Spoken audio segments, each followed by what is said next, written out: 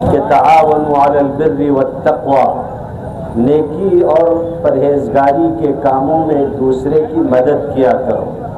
بعض مفسرین نے اس کو بھی لکھا ہے کہ کوئی اگر حلال کی تلاش میں آگے بڑھتا ہو، یہ ہماری اور آپ کی ذمہ داری ہے کہ ہم بھی اس کا ساتھ دیں۔ آپ یہاں آئے، آپ نے عزت افزائی کی اور اس موقع پر اپنے مسلمان بھائی کے ساتھ کھڑے ہیں اور اس کے لیے ابھی اس موقع پر دعا کریں گے۔ یہ ایک مومن کی دوسرے مومن کے لیے شان ہے اور یہی طریقہ ہونا چاہیے۔ ہم لوگ سب اللہ سے دعا کریں کہ اللہ تعالیٰ ان کی اس روزی میں عافیت کے ساتھ برکت عطا فرمائے۔ حلال کمانا یہ ہر مسلمان کے لیے ضروری ہے، چاہے محنت مزدوری سے چاہے تجارت سے۔ ایک بات بس عرض کر کے دعا کریں گے اور اس کے بعد انشاءاللہ افتتاح ہوگا۔ اکثر ایسا ہوتا ہے کہ لوگ علماء سے کہتے ہیں کہ ہمارے لیے دعا کیجیے گا۔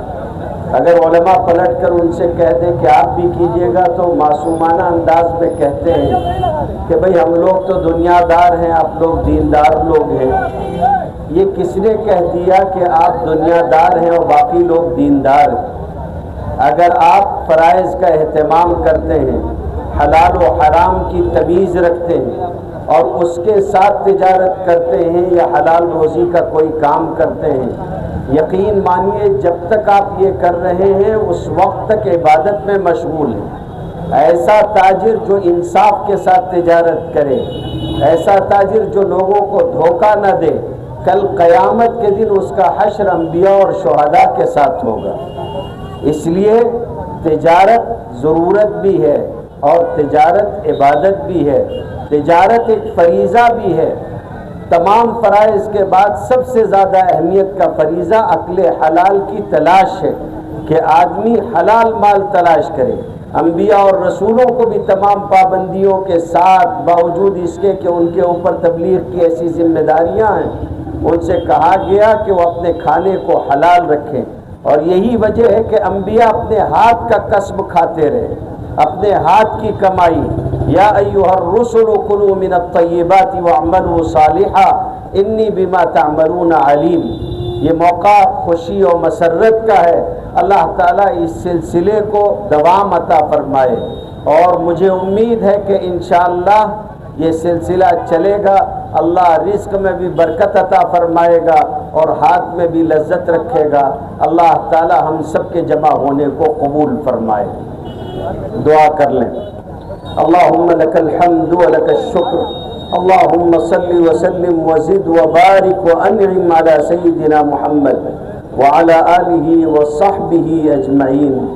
اللہ ہم سب کے جمع ہونے کو قبول فرمائے، ہماری مغفرت فرما دیں، امن امان عافیت اور سلامتی مقدر فرما دیں۔ اللہ جس مقصد کے لیے لوگ جمع ہوئے ہیں اسے پورا فرما دیں، راہ کی رکاوٹوں کو دور فرما دیں، مقصود تک پہنچنا آسان فرما دیں، لوگوں کے قلوب و اذہان کو متوجہ فرما دیں، جائز حلال عافیت اور آسانی والا رزق اور روزی عطا فرما دیں۔ اللہ ایسی روزی جو دعاؤں کی قبولیت کا ذریعہ ہو، جو عبادات اور مناجات کی لذت دینے والی ہو، جو تیرے سامنے کھڑے ہونے سے نہ روکنے والی ہو، اللہ ایسی روزی عطا فرما دیجئے۔ ایسی روزی جو آپ سے دور لے جائے یا اس کے برعکس ہو، اس سے ہماری نسلوں کی حفاظت فرما دیجئے۔ کریم اللہ رزق کا بہترین حصہ عطا فرمائیے، عافیت کے ساتھ عطا فرمائیے، خیر و برکت عطا فرمائیے۔ اللہ اس سلسلے کو حاسدوں کے حسد سے، فتنوں کے فتنے سے، اشرار کے شرر سے، ہر جادو اور سحر سے، بری نظر سے محفوظ فرما دیجئے۔ اللہ لوگوں کے قلوب تیری دو انگلیوں کے درمیان میں ہے، تو جس طرف چاہے ادھر پھیر دے۔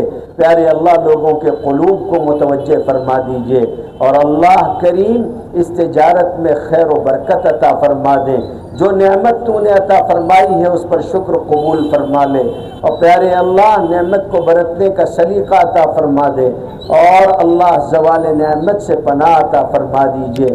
جو لوگ آئے، وقت دیا، عزت افزائی کی، اللہ تعالیٰ ان سب کو بہتر بدلہ عطا فرما دیجئے، جو مانگا ہے وہ بھی عطا فرما دے، اور جو مانگنے سے رہ گیا اپنی شان کے مطابق عطا فرما دے۔